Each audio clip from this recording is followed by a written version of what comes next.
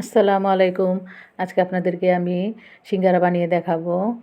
তো এই সিঙ্গারা আপনারা হোটেলে খেয়েছেন, বাসায় খুব সহজে কীভাবে এই সিঙ্গারাটা বানাবেন সেই রেসিপিটা আজকে আপনাদের সাথে শেয়ার করতে এসেছি।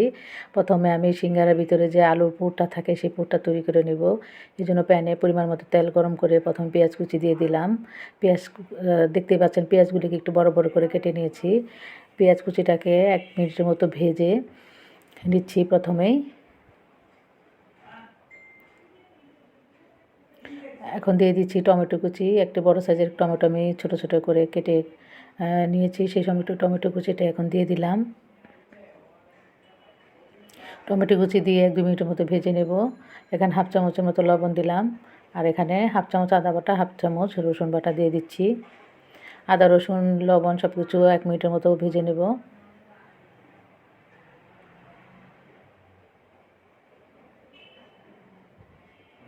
ভেজে নেওয়া হয়ে গেলে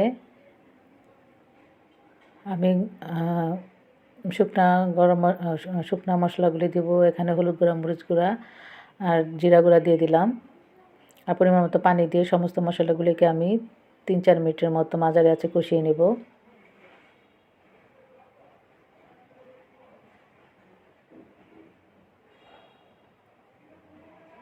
মশলা কষানো হয়ে গেছে। এখন আমি কেটে রাখা ছোট, ছোট করে কেটে রাখা আলু কুচি আর গাজর কুচি দিয়ে দিলাম। আলু আর গাজরটাকে দিয়ে মশলার সাথে ভালো করে নেড়েচেড়ে মিশিয়ে নিচ্ছি।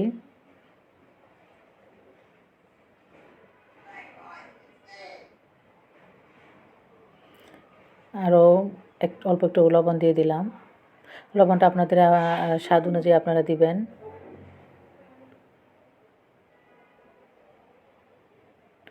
এখন আলু আর গাজরটাকে সিদ্ধ করার জন্য পরিমাণ মতো পানি দিয়ে ঢেকে আমি ১৫-২০ মিনিটের মতো রান্না করব। ১০ মিনিট পরে ঢাকনা খুলে একটু নেড়েচেড়ে দিচ্ছি। নেড়েচেড়ে ঢেকে আরও ১০ মিনিটের মতো আমি রান্না করে নেব। এর মধ্যে গরম মশলা গুঁড়া দিয়ে দিলাম হাফ চামচের মতো। আর কিছু পেঁয়াজ আবার দিয়ে দিলাম শেষে। আর কাঁচামরিচ কুচি দিয়ে ১-২ মিনিটের মতো এখন আরও রান্না করে নেব চুলার উপরে রেখে। আর পানিটাকে শুকিয়ে নিতে হবে।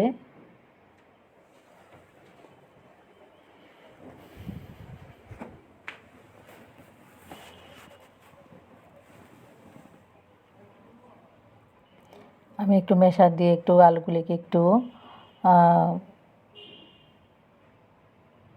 গলিয়ে নিচ্ছি।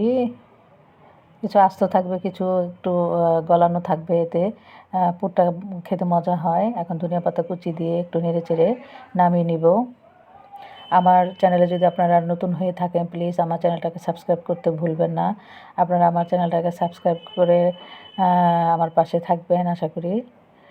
তো পুরো রেডি হয়ে গেছে। এদিকে আমি এখানে ২ কাপের মতো ময়দা নিয়ে নিচ্ছি একটা বলের মধ্যে।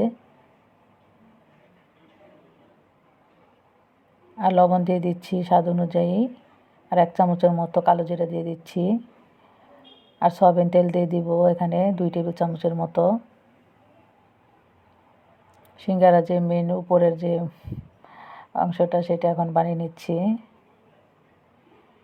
সমস্ত কিছু ভালো করে আমি মাখিয়ে নিচ্ছি। মাখানো হয়ে গেছে। এখন পরিমাণ মতো পানি দিয়ে অল্প অল্প করে পানি দিয়ে একটি শক্ত একটা ডো বানিয়ে নিব।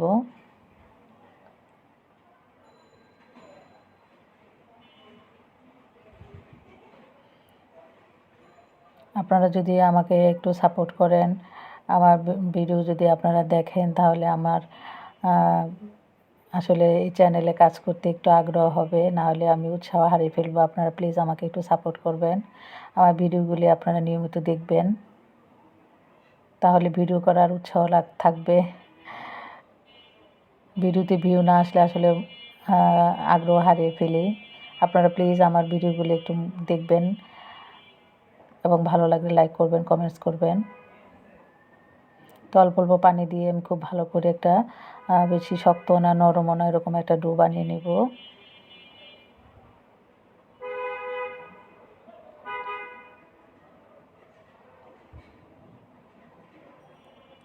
একটু তেল মাখিয়ে আমি ঢেকে আধা ঘন্টার জন্য এটা রেস্টে রেখে দেব।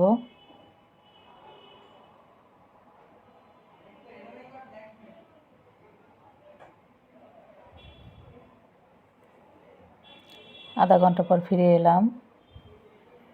আমি আবার এটা 2-3 মিনিটের মতো ডোটাকে একটু মাখিয়ে নিচ্ছি, মথে নিচ্ছি।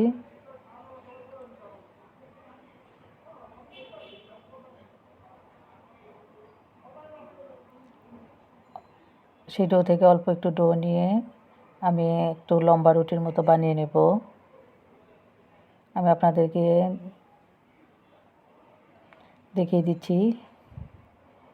আপনারা অবশ্যই খুব মনোযোগ সহকারে পুরো ভিডিওটাই দেখবেন, স্কিপ করবেন না।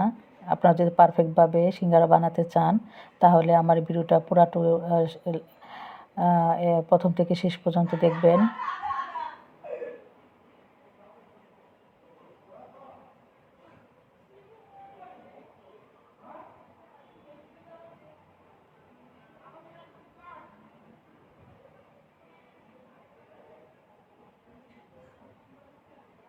রুটিটাকে দেখতে পাচ্ছেন আমি একটু লম্বাটে করে বানিয়ে নিয়েছি। এখন একটু ছুরির সাহায্যে মাঝখানে 2 ভাগ করে নেব।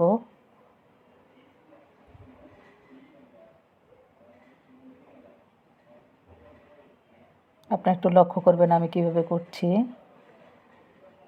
এখন আমি একটু দেখতে পাচ্ছেন 2 সাইডটাকে একসাথে এরকম জোড়া দিয়ে দিলাম। একটা পানের খিলির মতো করে নেবেন। দেখতে পাচ্ছেন আমি কিভাবে করছি, একটু খেয়াল করবেন আপনারা। এখন যে পুরটা বানিয়েছিলাম সেই পুরটা পরিমাণ আমি একটু চামচের সাহায্যে দিয়ে দিচ্ছি।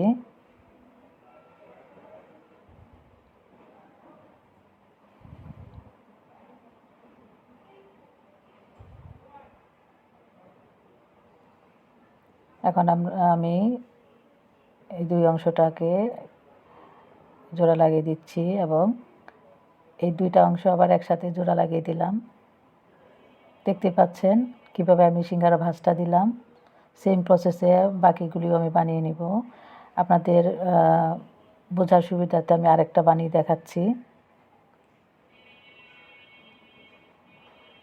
পানের খিলির মতো, পানের খিলি যেভাবে করে সেভাবে প্রথমে করে নিচ্ছি। দেখতে পাচ্ছেন আপনারা, খুব খেয়াল করে দেখবেন। এই সিঙ্গারা ভাঁজটাই আসলে মেন।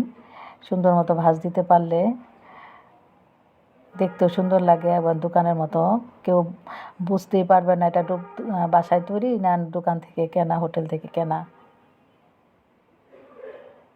আপনারা লক্ষ্য করেন আমি ভাঁজটা কীভাবে দিচ্ছি, দেখুন, দেখতে পাচ্ছেন। এভাবে আমি বাকি সবগুলো একে একে সিঙ্গারাগুলি বানিয়ে নিচ্ছি।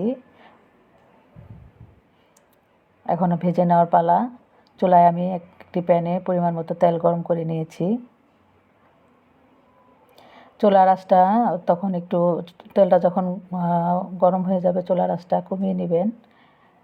তারপরে একে একে আমি সিঙ্গারাগুলি দিয়ে দিচ্ছি গরম তেলে এবং চুলার আঁচটা মাঝারি পর্যায়ে সময় নিয়ে আস্তে আস্তে সিঙ্গারাগুলিকে ভাজতে হবে। যদি খুব তাড়াহুড়া করে ভাজেন কিংবা চুলার আঁচটা বাড়িয়ে ভাজেন তাহলে সিঙ্গারা কালার চলে আসবে কিন্তু মচমচে হবে না। সিঙ্গারাটা যদি মচমচে করতে চান তাহলে খুব সময় নিয়ে, ধৈর্য নিয়ে আস্তে আস্তে অল্প আঁচে ভাজতে হবে। তো এক পাশ হয়ে গেছে, আমি উল্টে দিচ্ছি।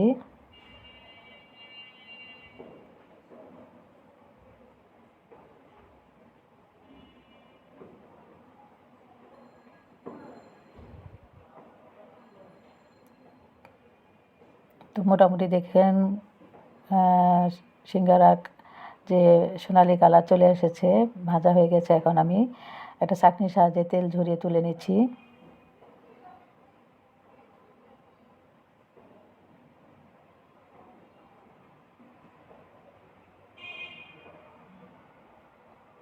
এখন বাকি সিঙ্গারাগুলোকে আমি ভেজে নেব।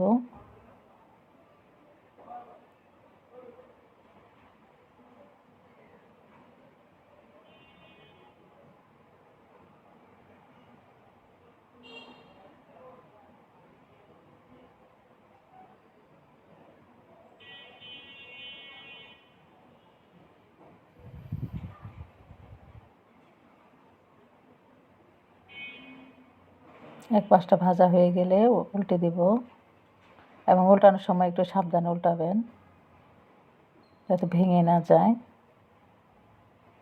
আর অবশ্যই অল্প আঁচে সময় নিয়ে আস্তে আস্তে ভাজতে হবে, তাহলে সিঙ্গারাগুলি মচমচে থাকবে এবং ঠান্ডা হয়ে গেলেও এটা নরম হয়ে যাবে না, মচমচেই থাকবে।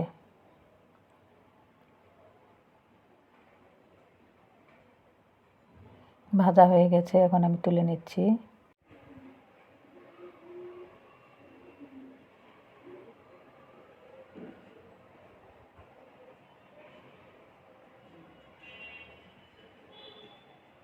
তো তৈরি হয়ে গেল সিঙ্গারা। আশা করি আপনারা আমার এই সিঙ্গারা রেসিপিটা আপনাদের কাজে লাগবে। বাসায় অবশ্যই আমার এই রেসিপিটা একটু জোট ফলো করে আপনারা সিঙ্গারাটা বানাবেন। অতিথি আপ্যায়নে সকালে নাস্তা বিকালে নাস্তায় আপনারা এই সিঙ্গারাটা বানিয়ে বাসায় খেতে পারবেন, হোটেল থেকে আর কিনতে হবে না। তো আশা করি সবাই ভালো থাকবেন, সুস্থ থাকবেন। আল্লাহ হাফেজ। আসসালামু আলাইকুম।